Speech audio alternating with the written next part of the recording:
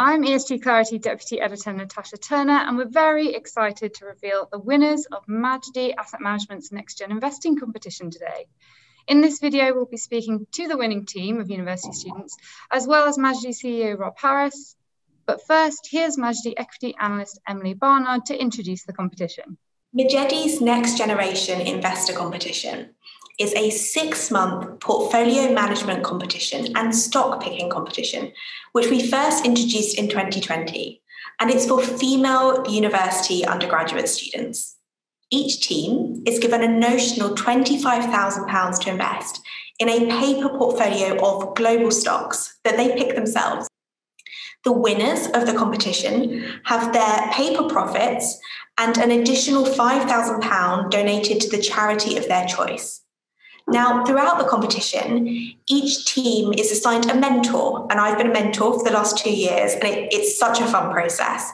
And we're really there to provide guidance on stock selection, on portfolio construction, to discuss what's going on in the markets. And throughout the 6 months, all the teams receive various bits of training and workshops. So we've run workshops on financial analysis, on company analysis, valuation techniques, on ESG integration. The competitors have listened to stock presentations from the Majedie investment team, and they've also had their own opportunity to pitch their stocks to Majedie portfolio managers and analysts. Thank you so much, Emily. I'm now speaking with Majedie CEO Rob Harris. It's great to see you today, Rob. Hi, Natasha. Likewise. So why are programs like this important for you? For us, there were 3 main drivers. First, the lack of women in the industry is a long-standing issue and one that everyone was talking about, but really nothing seemed to change. At Majedie, we've always been clear about the benefits of cognitive diversity of thought, and we really wanted to play our part in solving these industry-wide challenges: diversity, inclusion, underrepresentation, and financial education. Second, we get to see how these women think, how they see the world, how they approach investing. It's obviously really important for us to be open-minded and stay alert to change, both from an investment perspective, but also so that we can fully represent our client base. And third, frankly, there's a huge pool of untapped talent out there. Hello, I am Natalie Kenway, Global Head of ESG Insight at ESG Clarity, and I'm delighted to be joined by the Earthlings. This includes Violaine Stevenin, Therese Peters, who are both from Imperial College London, and Jamie Summer from Bath University. So the Earthlings portfolio gained 7.93% over the trading period, making a profit of £1,982.68. This plus £5,000 will be donated to their chosen charity, Client Earth. So Therese, first of all, I just wanted to ask you, how did you find the experience? For me, the experience was really amazing to get an initial introduction into portfolio management. It was truly from the first day, very hands-on, where we started to think about our portfolio construction, what our investment thesis would be, and initially also how we would set up our investment pitches. I think the mentorship and the investment pitches themselves were the most valuable part, because it really allowed us to present our analysis, gain insightful feedback, and really helped us to form our thinking about how companies will grow in the future and how to conduct in-depth research, which is applicable to any of our future projects or future careers. And what did you find most challenging, and what was your key investment takeaway? Initially, we got a bit blindsided because of the competition only being 6 months. So our initial proposal of our portfolio was very concentrated and really focused on one sector. But after reviewing it with our mentor, we changed our mindset to really think about how would we manage this portfolio if it would be invested over the long term, resulting us diversifying more, resulting in us really looking at companies that we understood and that we had some previous knowledge about. And I think this in the end is what for us generated at least steady returns. It sounds like you really have learned a lot. Well done. Okay, Jamie, over to you. How did you find the experience? For me personally, I had absolutely no background in finance at all, unlike the other two. So for me, it was really an opportunity to get a bit of an actual real insight into what it's like to work in this one aspect of finance. So for me, it felt almost like I was pushed in the deep end, just for learning even just the most basic terms, what something meant, what something else meant. And that for me definitely was very challenging, but it was also super rewarding because I was able to really, I think, gain quite a deep understanding of what it could be like to work within finance, which to me is what I really wanted from this competition. And I have to say it was very rewarding. Did you find any aspects of the experience quite challenging? What are the lessons that you learned? Definitely, like as I mentioned, I had no experience previously in finance, so it was a completely whole new world that opened up to me. But thankfully, I had two wonderful team members who also helped me very much. And Violaine, over to you. How did you find the experience? Describe what you've been through. Overall, really enjoyed it. So I've only ever done, that type of work and analytical thinking within a degree context, which is very different than the small real life tangible application, which I thought was really enjoyable. It was really lovely that, from the start we had these training sessions on, an array of things. So we had, as much as valuation and modeling training to, ESG introduction, which was really interesting.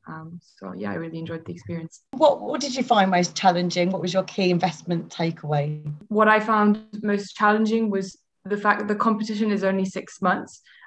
So when you're thinking about your investment rationale, you obviously have to take into account you're not, trading for that long of a period of time. And then what I found quite challenging was, staying up with all the information out there.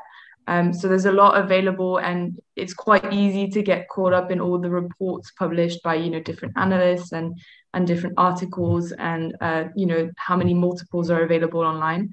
So I think learning how to kind of distinguish what is really important to what is more, superficial information for me is what I thought was most challenging. But I think by the end we had a pretty good grasp of it. So definitely learned a lot. Well, thank you all for sharing your experiences. And we hear some of you have asset management internships. Congratulations. So what would you say to other students looking into careers in investment management? Therese, can you describe that?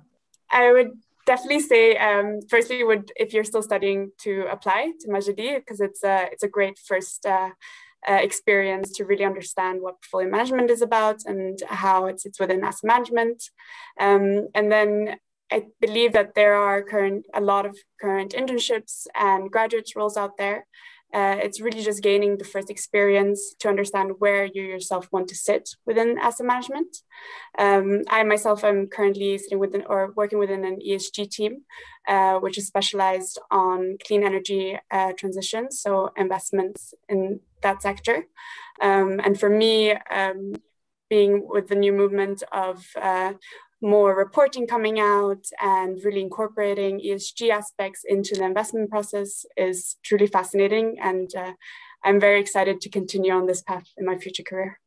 Jamie, do you have any advice for other students looking into careers in investment management? I would definitely also say join this competition and have a look. There are lots of webinars and, maybe hopefully in the future, also in-person events where you can get to know some companies and learn like a bit of like that firsthand experience about what it's really like, which to me again was super valuable for this competition.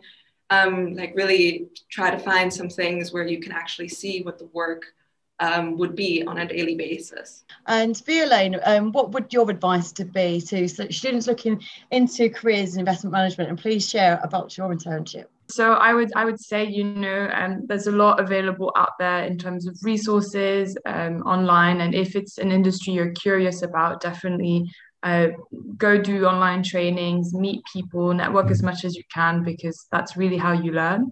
Obviously, the competition we just did was an amazing hands-on experience.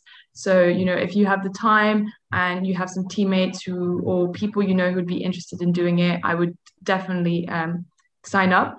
And I think for me, my biggest piece of advice was don't be limited by your degree when you're applying. I know it can be a bit daunting to apply to pure finance roles, or, whether it's in investment banking, asset management, or private equity, if you don't have finance written on your degree, but most of these places do train you when you start. So I think if you're really keen and it's something you're interested in, just go for it. In my internship, like Tess, I'm in an ESG role in a private equity.